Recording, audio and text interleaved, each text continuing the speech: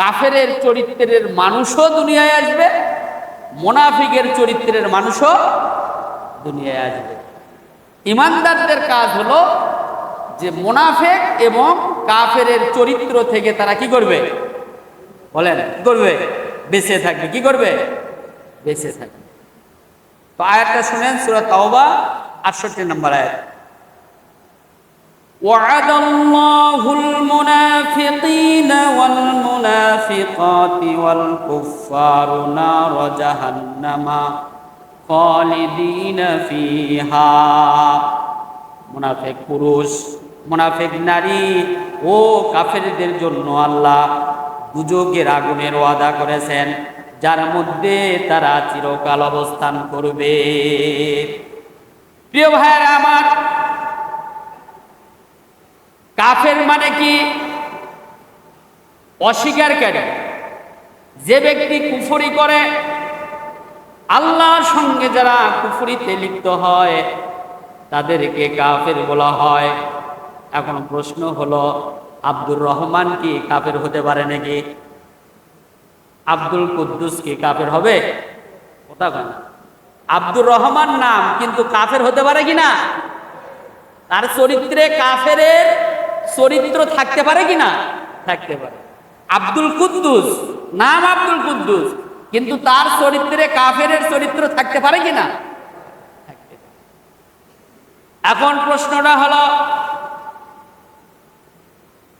ইসলামের মৌলিক বিষয়গুলোর কোনো একটিকে অস্বীকার করার নাম হলো কাফের। ইসলামের মৌলিক যে বিষয়গুলো রয়েছে এইগুলোর মধ্যে থেকে যদি কোনো একটাকে অস্বীকার করে তাহলে সে কুফরি করল। আর যে ব্যক্তি কুফরে লিপ্ত হবে ওই ব্যক্তিটা কাফের হয়ে গেল। এক নাম্বার হলো, যারা একেবারে আল্লাহর বিধিবিধানকে যারা মানে না, অস্বীকার করে, এরা হলো এক নাম্বারের কাফের। দুই নাম্বার কাফের হলো বিধিবিধান স্বীকার করে কিন্তু মানে না। এখানে আমরা যারা আছি বলেন তো দেখি, সূরা ফাতিহা থেকে সূরা নাস পর্যন্ত গোটা কোরআন সত্য না মিথ্যা? একটা অক্ষর কি মিথ্যা আছে? মিথ্যা নেই। আমরা বিশ্বাস করি কিনা? বিশ্বাস করি, কিন্তু এর মধ্যে থেকে যদি কোনো একটাকে যদি আপনি বাদ দেন, আপনি যদি আপনি মানতে না চান, বিশ্বাস ঠিকই আছে কিন্তু আমি স্বীকার করি না, যদি আমি স্বীকার না করি তাহলে আমার ইমানের মধ্যে আরেকটা কি ঢুকে গেল? কুফরি ঢুকে গেল, আমি কাফের হয়ে গেলাম। এটা ছিল ইবলিস। ইবলিস আদম আলাইহিস সালামকে বিশ্বাস করেছে, আল্লাহর হুকুমকে সে মেনে নিয়েছে, কিন্তু সে স্বীকার করেনি। তিন নাম্বার হলো, বিশ্বাসও করে, বুঝেও, কিন্তু মানতে রাজি না। কি? বিশ্বাস করে, বুঝে, কিন্তু কি করে না? মানে না। এই না মানাটাও কাফের। কাহিনীটা দেখেন, এর উদাহরণ হলো আবু তালেব। মুহাম্মদ সাল্লাল্লাহু আলাইহি ওয়াসাল্লামকে বিশ্বাস করেছে না? আল্লাহ রাব্বুল আলামিন যখন বলেছেন ওয়ানযির আশিরাতাকাল আকরাবিন, তুমি তোমার নিকটবর্তী লোকদেরকে জাহান্নামের ভয় দেখাও। যখন তিনি তার আত্মীয় স্বজন সবগুলোকে ডাক দিয়ে নিয়ে এক জায়গায় যখন তিনি বলেছেন, আমি আপনাদের কাছে একটা বাণী নিয়ে এসেছি, আমি আপনাদের কাছে একটা বাক্য নিয়ে এসেছি, যদি আপনারা এই বাক্যকে যদি মেনে নেন তাহলে গোটা আরব, জাজিরাতুল আরব সবগুলোকে আপনারে সম্মান করবে, ইজ্জত দিবে, আপনারা যা বলবেন তারা তাই শুনবে, মেনে নিতে রাজি আছেন কিনা? বলার সাথে সাথে সকলেই বলে বলল, আরে মুহাম্মদ, এটা কোনো ব্যাপারই না, বলো কি এত দামি কালেমা, কি এত দামি বাক্য তোমার কাছে আছে, তুমি বলো, আমরা মেনে নেব। বলো, যখন এই কথা বললেন তখনই বললেন, বলো লা ইলাহা ইল্লাল্লাহু মুহাম্মাদুর রাসূলুল্লাহ সাল্লাল্লাহু আলাইহি ওয়াসাল্লাম। বলার সাথে সাথে নেতারা চটকে গেল। এই, তুমি এইগুলো বলার জন্য আমাদেরকে ডাকছো? এটা তো আমরা আগে থেকেই জানি। কি যে বলো তুমি, এটার জন্য তুমি আমাদেরকে ডাকছো না? কিন্তু আবু তালেব মুহাম্মদ সাল্লাল্লাহু আলাইহি ওয়াসাল্লামকে বললেন, হে মুহাম্মদ, শোনো, তুমি যা বলেছো একেবারে সব কথাগুলোই নিগেল সত্য কথা, এর মধ্যে একটা কথা মিথ্যা। আবু তালেব জানে, আবু তালেবের মাথার মধ্যে গিলু ছিল, ব্রেন বুদ্ধি ছিল, কিন্তু সব কিছু জানার পরও আবু তালেব কি করেনি? এটাও এক প্রকার কাফের। আরেকটা প্রকার কাফের হলো মুখে বলে একটা, অন্তরে কয় আরেকটা। এটাও এক প্রকারের কাফের। এই হলো 4 প্রকারের কাফের। প্রিয় ভাইরা আমার, তাহলে এবার আসেন, জাহান্নামে যাবে 2 শ্রেণীর মানুষ। জাহান্নাম একটা স্তরের নাম, একটা গেটের নাম। এই গেট দিয়ে যারা প্রবেশ করবে তারা হবে মুনাফিক এবং কাফের। এদিকে আসেন, মুনাফিক এবং কাফের। কোরআনে বলছিলাম 3টা, রাসূলুল্লাহর বক্তব্য অনুসারে 3টা কাজ করলে সে মুনাফিক হবে। আর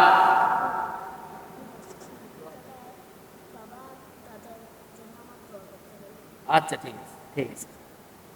প্রিয় ভাইরা আমার, মুনাফিকের কথা হাদিসে বলছিলাম 3টা, কোরআনে অনেকগুলো বৈশিষ্ট্য আছে। হাদিসে হলো ইদা হাদ্দাসা কাযাবা, কথা বললে মিথ্যা বলবে। ওয়া ইদা ওয়াদা আখলাফা, ওয়াদা করলে ওয়াদা খেলাফ করবে। আর ওয়া ইদা তুমিনা খানা, আর আমানত রাখলে আমানতের খেয়ানত করবে। আর একটা হলো মানুষ যখন কথা বলবে তখন কোথায় কোথায় অশ্লীলতা বাক্য উচ্চারণ করবে। এটা আরেকটা হাদিসে আছে। এইবার আসেন কোরআনে মুনাফিকের বৈশিষ্ট্য কতগুলো, কোরআন থেকে বৈশিষ্ট্যগুলো শুনেন। 1 নাম্বার হলো মুনাফিকদের ঈমান হলো ঠুটে, অন্তরে নাই। আর ঈমানদারদের ঈমান কোথায় থাকবে? মুখেও থাকবে, অন্তরেও থাকবে। মুনাফিকদের ঈমান হলো 2 ঠোঁটের মাঝখানে, অন্তরে তাদের ঈমান নাই। আল্লাহ রাব্বুল আলামিন সূরা বাকারার 8 নম্বর আয়াতে বলতেছেন, ওয়া মিনান নাসি মান ইয়াকুলু আমান্না বিল্লাহি ওয়া বিল ইয়াউমিল আখির ওয়া মা হুম বিমুমিনিন। আর এমন কতক লোক আছে যারা বলে আমরা আল্লাহ ও পরকালের প্রতি ঈমান এনেছি। আর আল্লাহ বলতেছে ওরা যতই বলুক আমার প্রতি আর পরকালের প্রতি ঈমান এনেছি, এই কথাটা ওরা যতই বলুক ওরা কিন্তু আসলে ঈমানদার নয়। মানেটা কি? ব্যাপারটা কি? ব্যাপারটা হলো এই, শুধু আল্লাহকে মেনে নেওয়ার নাম ঈমান নয়, শুধু পরকালকে মেনে নেওয়ার নাম ঈমান নয়। ঈমান হলো একবারে আহকামিহি ওয়া আরকানিহি, যত হুকুম আহকাম যা কিছু আছে সবগুলো আন্তরিকভাবে মেনে নেওয়ার নাম ঈমান। আবু জেহেল মুহাম্মদ আল্লাহকে কি বিশ্বাস করতো না? করতো। তার দাড়ি ছিল, সে জুব্বা পরতো, সে খানায় কাবা তওয়াফ করতো। এমনকি বদরে যুদ্ধে যাওয়ার সময় আবু জেহেল খানায় কাবার গিলাফ ধরে আল্লাহর কাছে কেঁদে কেঁদে সে বদরের প্রান্তরে গেছে যে মুহাম্মদ আমাদের বাপ দাদার 14 পুরুষের চুনকালি মাখানোর জন্য পায়তারা করতেছে, আমাদের ধর্মকে ডিভাইডেড করে ফেলছে, আমাদের দেব দেবতাকে সে গালিগালাজ করতেছে। আল্লাহ তুমি ফায়সালা করে দিও বদরের প্রান্তরে। আল্লাহ বলতেছেন হ্যাঁ আয় এদিকে আয়। ফায়সালা ওই জায়গায় হবে। ফায়সালা তো এখানে হবে না, ফায়সালা বদরের মাঠে হবে ওই জায়গায়। আবার আব্দুল মুত্তালিব দেখেন খানায় কাবার মুতাল্লি, কাবা ঘর যখন আব্রাহা ভাঙ্গার জন্য এসেছে, তখন আব্রাহা যখন আব্দুল মুত্তালিবের সব উট ছাগল ভেড়া দুম্বা সব ধরে নিয়ে গেল, আব্দুল মুত্তালিব খানায় কাবার চাবিকোনা খানায় কাবার দরজার সামনে রেখে গিয়ে বললে, হে মালিক, এই ঘরের মালিক তো তুমি, এই ঘরের মালিক আমি না। এই ঘরকে হেফাজতের দায়িত্ব আমার না, আমি তোমার ঘরের একজন, দায়িত্ব আমার ঘরের উপরে ছিল, আমি তোমার ঘরের চাবি তোমার কাছে রেখে চলে গেলাম, দায়িত্বটা তুমি পালন করো। আর আব্রাহাকে গিয়ে কি বললেন যে আমার উট ছাগল ভেড়া সবগুলো আমাকে দিয়ে দাও, কারণ আমি উট ছাগল ভেড়ার মালিক, আমি ওই যে ঘর ভাঙ্গার জন্য আসছো ওটার মালিক আমি না। তার মানে কি বুঝা গেল? আল্লাহকে মানত, কিন্তু আল্লাহ যেভাবে আল্লাহকে মানতে বলছেন, যেভাবে কাজটা করলে ইমানদার হওয়া যাবে, এই কাজগুলোর ব্যাপারে যোগা খিচুড়ি ছিল। এই যোগা খিচুড়ি আমাদেরও আছে কিনা? যদি বলে আমরা আল্লাহকে বিশ্বাস করেন না, আল্লাহ আছে, হ্যাঁ বিশ্বাস করি।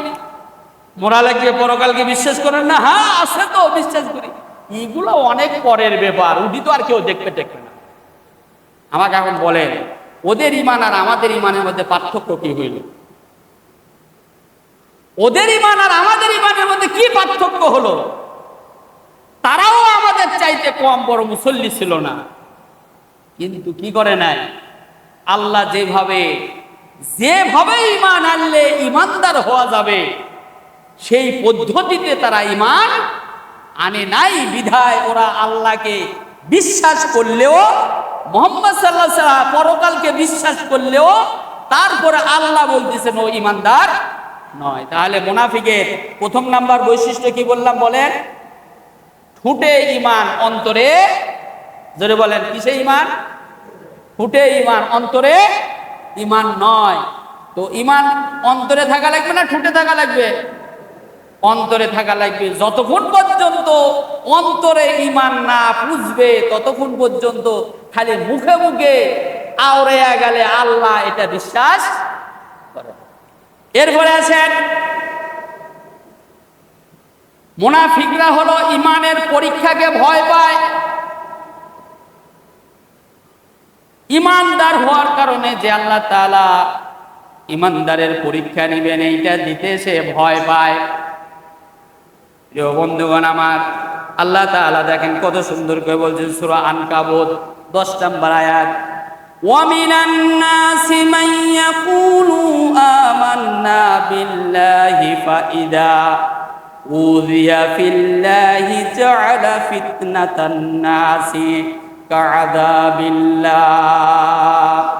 মানুষের কেউ এমনও আছে যে বলে আমি আল্লাহর প্রতি ঈমান এনেছি, কিন্তু যখন আল্লাহর প্রতি ঈমান আনার কারণে তাকে কষ্ট দেওয়া হয়, ঈমান আনার কারণে, ইসলামের কারণে, কোরআনের কারণে, সত্যের কারণে যখন তাদেরকে কষ্ট দেওয়া হয়, কষ্ট দেওয়ার কারণে আর লোকদের এই কষ্ট যারা দেয়, কষ্টটা কে দেয়? আল্লাহ দেয় না, লোক দেয়? যারা বলেন কষ্টটা দেয় কে? আল্লাহ না লোকে? পক্ষ হলো আল্লাহর, কিন্তু মাধ্যম হলো লোক। লোকে কষ্ট দিবে কোন লোক? যে লোক ইমানদারকে কষ্ট দেয় এই লোক হলো মুনাফিক, এই লোক কাফের, এই লোক মুশরিক।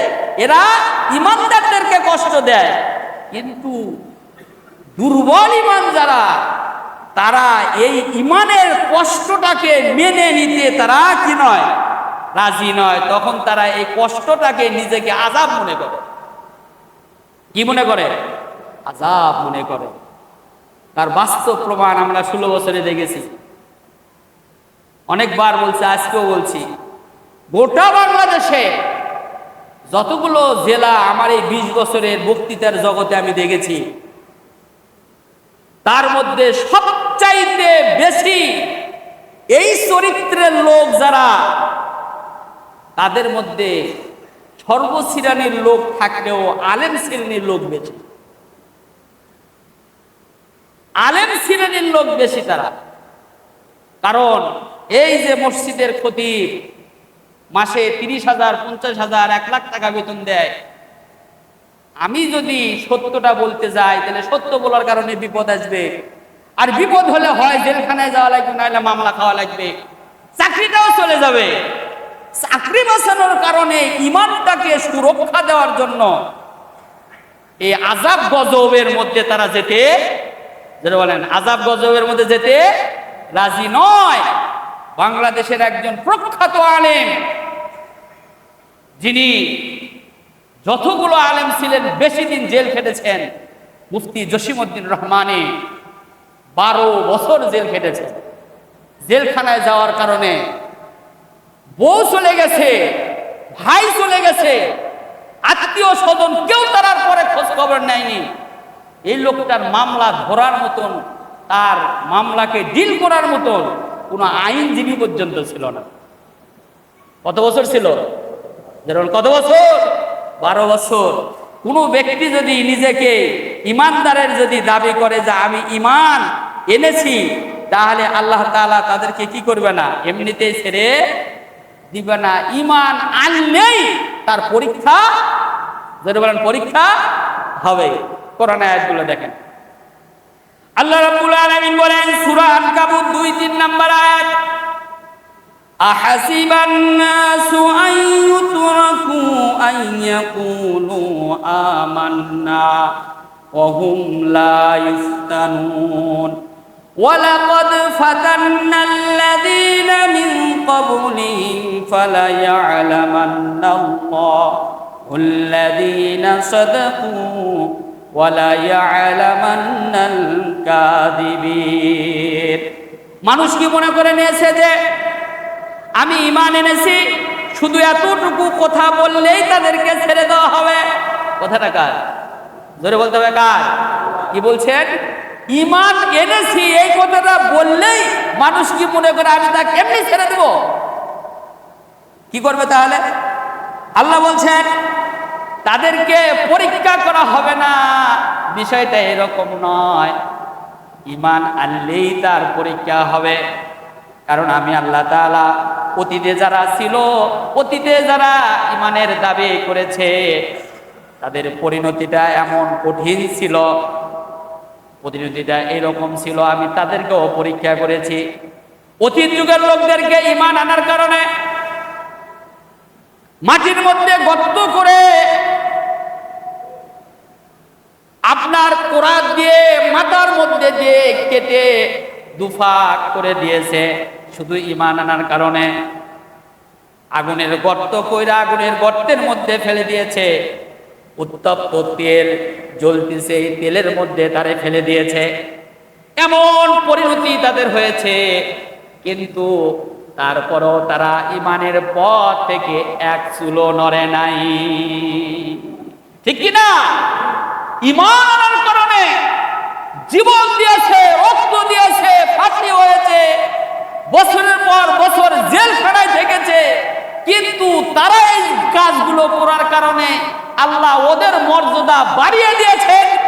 আর যারা এই অন্যায় অপদস্থ করে ঈমানদারদেরকে তারা পদদলিত করতে চেয়েছিল, বরঞ্চ ঈমানদারের ধৈর্যের কারণে বেঈমানদারদের পতন হয়ে গেছে। ঠিক কিনা বলে?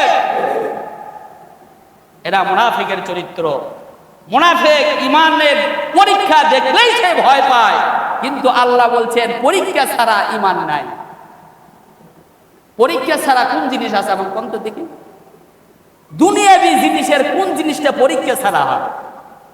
কোন জিনিসটা পরীক্ষা ছাড়া হয়? কোন জিনিসই পরীক্ষা ছাড়া হয় না। আর আমি ঈমানের দাবিদার, অথচ পরীক্ষা দিব না, বিষয়টা কি হয়? যেটা বলেন হয়। আল্লাহ রাব্বুল আলামিন আরেকটা কথা বলেছেন সূরা বাকারার 214 নম্বর আয়াত, আম্মা হাসিবিতুম আন তাদখুলুল জান্নাতা ওয়ালাম্মা ইয়াতিকুম মাতালুল লাযীনা খালাউ মিন ক্বাবলিকুম মাসাতহুমুল বাসা ওয়াদ-দাররা ওয়াজুলজিলু হাত্তা ইয়াকুলার রাসূলু ওয়াল্লাযীনা আমানু মা'আহু মাতা নাসরুল্লাহ আলা ইন্না নাসরাল্লাহি করিব। কার কথা? জোরে বলেন, কার কথা? আল্লাহর কথা। আল্লাহ বলছেন, তোমরা কি মনে করে নিয়েছো যে এমনি এমনি তোমরা জান্নাতের মধ্যে প্রবেশ করবে, ঠুস করে চলে যাবা? ওই যে বলতেছে না যে আমি তোমাদের খুব পাশেই আছি, ঠুস করে জান্নাতে মানে বাংলাদেশের মধ্যে ঢুকে পড়বো। কি বলতেছে না? জান্নাত কি ওই রকম মামুর বাড়ির বারান্দা যা আপনি ঠুস করে জান্নাতের মধ্যে ঢুকে পড়লেন আর আল্লাহ গেট একেবারে ফাঁকা করে নিয়ে বসে আছে, আয় ঠুস করে ঢুকে যা? বিষয়টা এত সহজ নয়। আল্লাহ নিজেই বলছেন যে তোমরা কি মনে করে নিয়েছো যে আমি তোমাদের কি এমনিতেই তোমরা জান্নাতে চলে যাবে? বিষয়টা এরকম নয়। বিষয়টা হলো এইরকম, যে পর্যন্ত না তোমাদের পূর্ববর্তীদের ঈমান আনার কারণে ঈমানের পরীক্ষা দেওয়ার জন্য যা ঘটেছিল, এইটা যতক্ষণ পর্যন্ত তোমার জীবনে না ঘটবে, অতীতে ঈমান আনার কারণে যা ঘটেছিল এইগুলো যতদিন পর্যন্ত ওই পরিমাণ অত্যাচার, নির্যাতন, জুলুম তোমাদের উপর না ঘটবে, আল্লাহ বলছেন ওদের উপরে অত্যাচার কত রকমের হয়েছে।